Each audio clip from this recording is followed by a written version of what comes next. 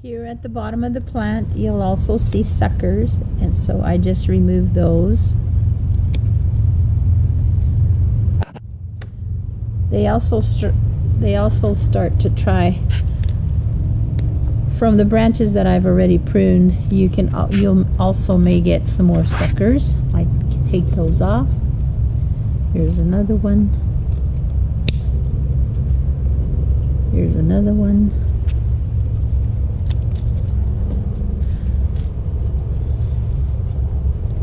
So I'm removing all the suckers from the bottom of this. And as I went up I would remove the branches like this.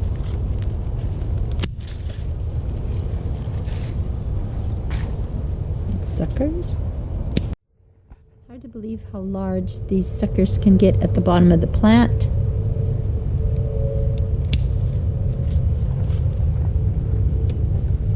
Removing them all.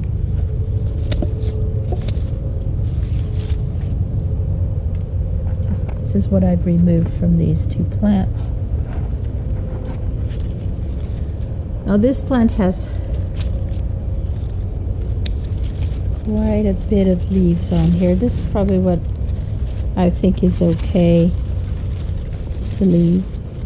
There's still some cherry tomatoes being blocked, but I do not want to remove all these branches from this plant.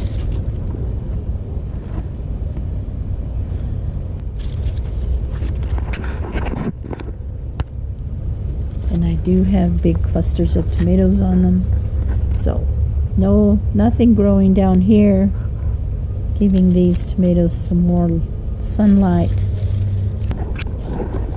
There's a sucker.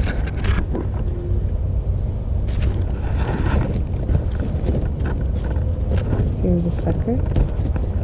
I always talk about pruning and suckering at the same time, because usually when I prune, if I see a sucker, I remove it. I trimmed the bottom a lot, got a few clusters, and then I've been leaving the branches on after that. But I still need to sucker, so I come out here and sucker.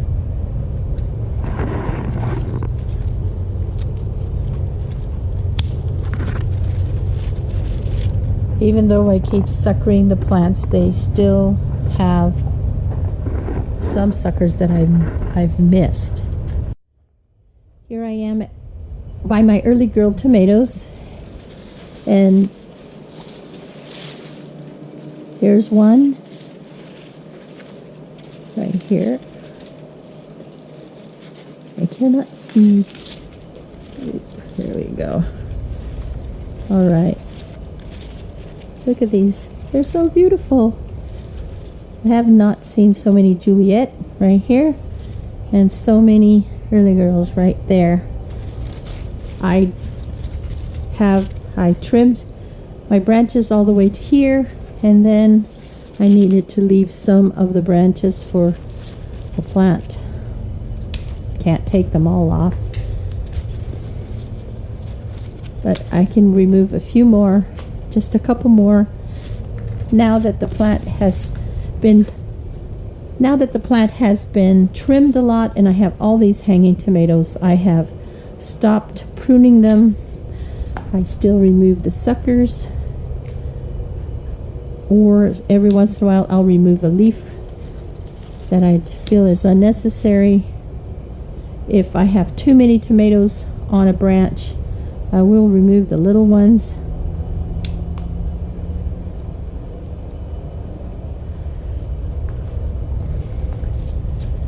I have left some branches on that normally if I'll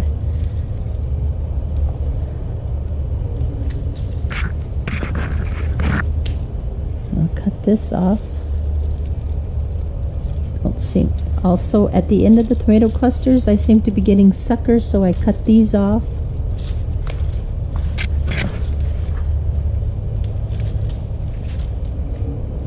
Okay.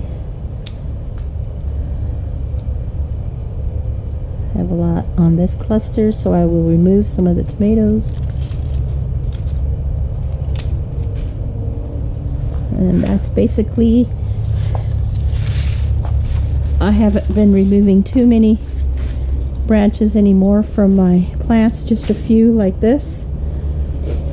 I have been, until these get a lot taller, then I will remove a few more. I remove all the ugly dead ones.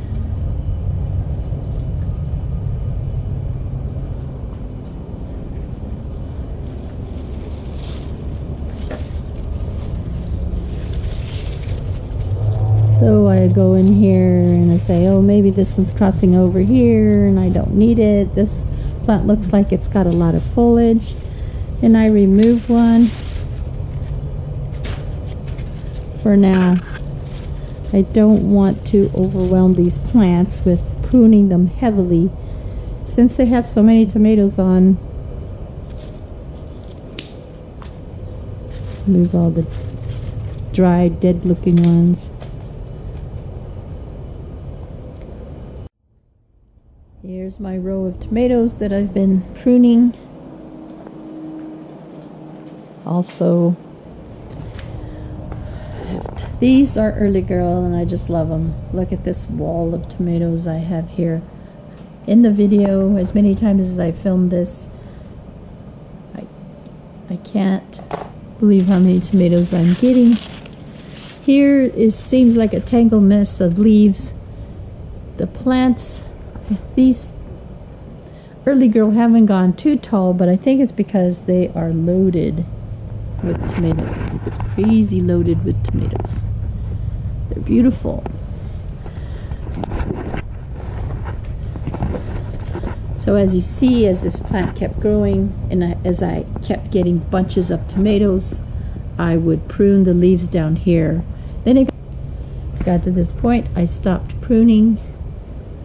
Every once in a while I'll come in here and I'll remove a branch, but I try not to. I will probably wait till all of these branches have matured, and then I will slowly prune a few branches off the bottom. Look at my Juliet. Here, I would think I can come in here and remove a few more branches. There's one.